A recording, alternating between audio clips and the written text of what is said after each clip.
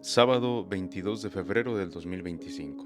Buenos días, hermanos y hermanas, les envío un saludo de paz y bien, soy el Padre José Luis Peralta. El día de hoy estamos celebrando la fiesta de la Cátedra de San Pedro Apóstol. ¿Qué significa esto de la fiesta de la Cátedra de San Pedro Apóstol? En un momento te lo explicaremos.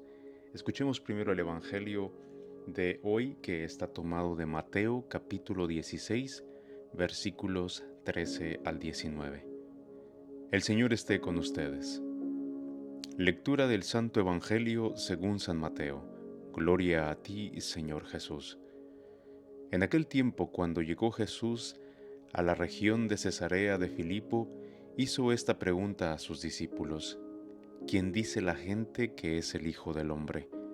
Ellos le respondieron: unos dicen que eres Juan el Bautista, otros que Elías, y otros que Jeremías o alguno de los profetas.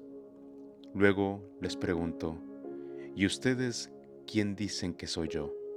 Simón Pedro tomó la palabra y le dijo: Tú eres el Mesías, el Hijo de Dios vivo.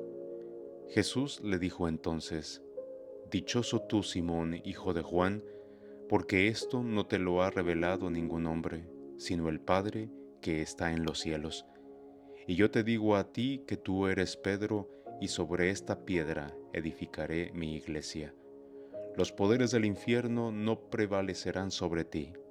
Yo te daré las llaves del reino de los cielos, y todo lo que ates en la tierra quedará atado en el cielo, y todo lo que desates en la tierra quedará desatado en el cielo. Palabra del Señor. Gloria a ti, Señor Jesús. Hermanos y hermanas, nuevamente escuchamos esta historia de cómo Jesús le pregunta a sus apóstoles quién dice la gente que es Él y quién dicen ellos que es Él y qué es lo que decimos nosotros. Pero el día de hoy lo escuchamos del Evangelio de Mateo y es muy diferente al que escuchamos ayer. Ayer lo escuchábamos de Marcos y qué es lo que decía Marcos a Pedro cuando le dice de qué forma va a morir y le dice: Pedro, tú no puedes morir así. Jesús le dice: apártate de mí, Satanás. Pero ya sabemos que no le decía Pedro, sino que en verdad le decía Satanás. Mateo es un poco diferente porque Mateo, recordemos que es un autor que es judío y él siempre hace quedar bien a los apóstoles, no es como Marcos.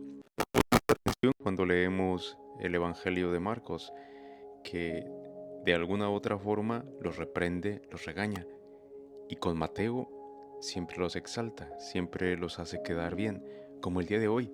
Pero bueno, pasemos a lo que estamos celebrando el día de hoy.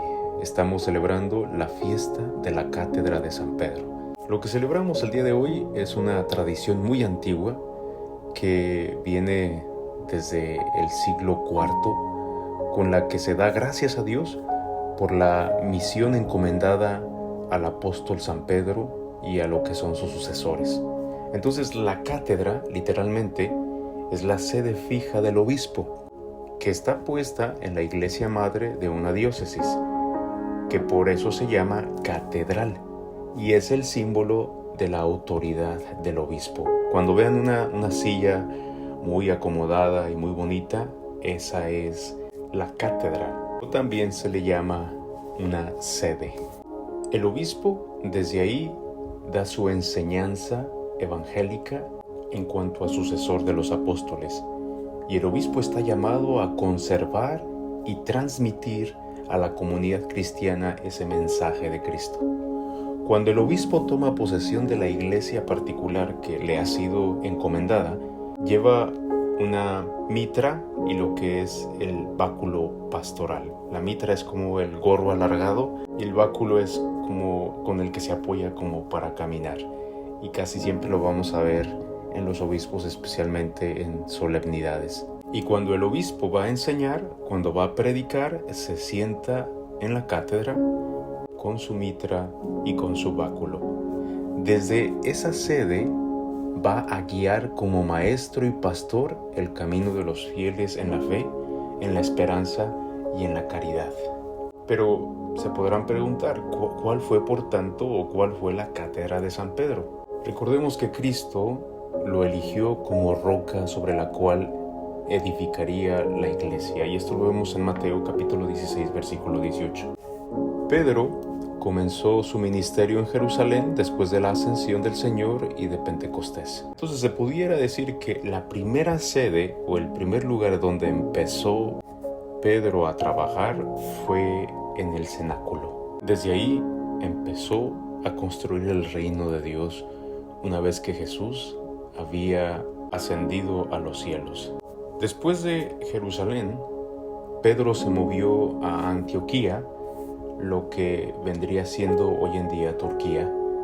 En aquellos tiempos, era la tercera metrópoli del Imperio Romano, y después de Roma y Alejandría en Egipto. Pedro, desde esa ciudad evangelizada por Bernabé y San Pablo, donde por primera vez los discípulos recibieron el nombre de cristianos, que eso lo vemos en Hechos capítulo 11, versículo 26, San Pedro fue el primer obispo de la ciudad de Antioquía. Por eso lo que es en el martirologio romano, antes de la reforma del calendario, también se celebraba lo que era la fiesta de la cátedra de San Pedro en Antioquía. Después, Pedro se movió a Roma.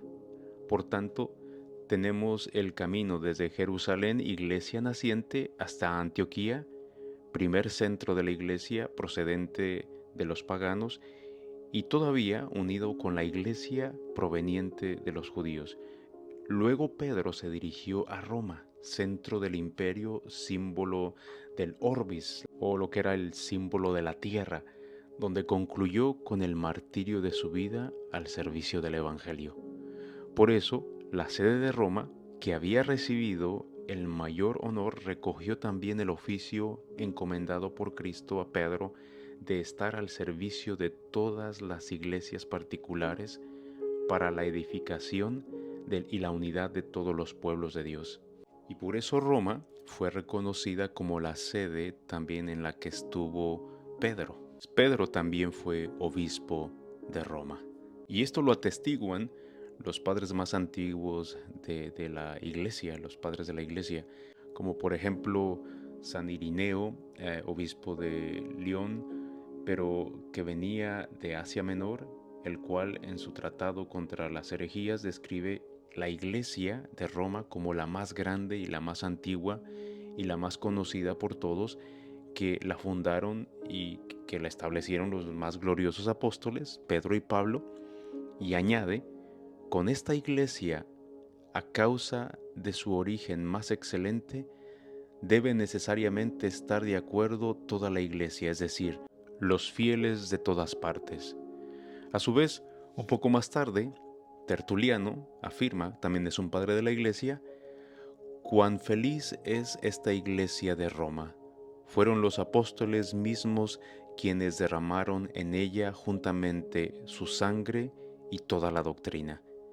Por tanto, la cátedra del obispo de Roma representa no solo un servicio a la comunidad romana, sino también su misión de guía de todo el pueblo de Dios. Por eso, hermanas, hermanos, a nosotros como cristianos católicos, la sucesión de los apóstoles se convierte en algo muy importante, porque es lo que nos ha ayudado en la unidad, en el seguir llevando la buena nueva y ir enfrentando todas las adversidades que se vienen en cada tiempo, en cada edad, y que lo que tiene que prevalecer es el mensaje de Cristo y la unidad de todos los cristianos, guiada por sus apóstoles, por sus obispos, por el sucesor de Pedro. Y este monumento, es un relicario en realidad, en el que se encuentra una silla muy antigua que viene del siglo IV más o menos, y que muchas veces no nos damos cuenta de lo que hay, ¿verdad? Voy a poner una fotografía, pero en la Basílica de San Pedro, detrás de lo que es el baldaquino, se encuentra un monumento a la cátedra del apóstol San Pedro, obra de Bernini, y está realizada en forma de gran trono de bronce, sostenido por las estatuas de 4 doctores de la Iglesia o padres de la Iglesia, que son 2 de Occidente, que es San Agustín y San Ambrosio, y 2 de Oriente, que son San Juan Crisóstomo y San Atanasio. Estos padres de la Iglesia dan fe de lo que es la sucesión de los apóstoles y la misión encomendada a San Pedro y a todos sus sucesores. El día de hoy, hermanos y hermanas, que celebramos esta fiesta, Jesús nos sigue preguntando quién dicen que soy yo para ustedes. Sigue pidiendo todavía una respuesta a los creyentes de nuestro tiempo. No todos tenemos la misma imagen de Jesús, yo lo sé. Y esto no solo por el carácter inagotable de su personalidad, sino sobre todo porque cada uno vamos elaborando nuestra propia imagen de Jesús a partir de nuestros intereses, a partir de nuestras preocupaciones, de cómo nos vamos condicionando por nuestra psicología personal o por lo que es donde nos hemos desarrollado, lo que nos han enseñado nuestros mayores, lo que hemos ido aprendiendo nosotros mismos o lo que nos ha marcado también la vida y la formación religiosa que hemos recibido. Cada uno vamos haciendo y vamos elaborando nuestra respuesta de quién es Cristo para nosotros. Sin embargo, la imagen de Cristo que podamos tener cada uno tiene una importancia decisiva en nuestra vida, para nuestra vida. Ojalá que no tengamos una imagen empobrecida de Cristo, una imagen que no sabe decir mucho de Él por medio de nuestra vida. Pero creo que Pedro nos ayuda y nos guía para dar una buena respuesta, pues Él lo dio todo al punto de que murió como Cristo. Pero no quiso morir de la misma forma, sino que Él quiso que lo crucificaran de cabeza. Ese puesto, esa sede tenía que seguirse cubriendo, porque tenía que seguir construyéndose el reino de Dios aquí en la tierra. Y eso es lo que hace cada obispo, cada papa, cada sucesor de Pedro, instruirnos desde su cátedra y ayudarnos a entender cada vez más el amor de Cristo y guiarnos en este mundo cambiante en el cual la palabra de Dios, la palabra de Cristo, siempre es nueva y nunca se agota y siempre tiene algo que decirle a cada generación, a cada pueblo, a cada hijo, a cada hija, a cada hombre, mujer, en nuestro tiempo y en el futuro. Por eso el día de hoy, hermanos y hermanas, no nos olvidemos de ofrecer un Padre Nuestro, un Dios te salve María y un Gloria por el Papa Francisco y seguir orando por su salud y, por qué no, una Eucaristía o hasta un rosario para que el Señor lo restablezca en su salud y así pueda seguir sirviendo al pueblo de Dios y nos pueda seguir instruyendo y enseñando como lo ha hecho hasta el día de hoy. Hermanos y hermanas, feliz fiesta de la Cátedra de San Pedro, Apóstol. Que el Señor te bendiga y te guarde, te muestre su rostro y tenga misericordia de ti, te mire benignamente y te conceda la paz, y que el Señor Todopoderoso te bendiga, ahora y siempre, en el nombre del Padre, del Hijo y del Espíritu Santo. Amén.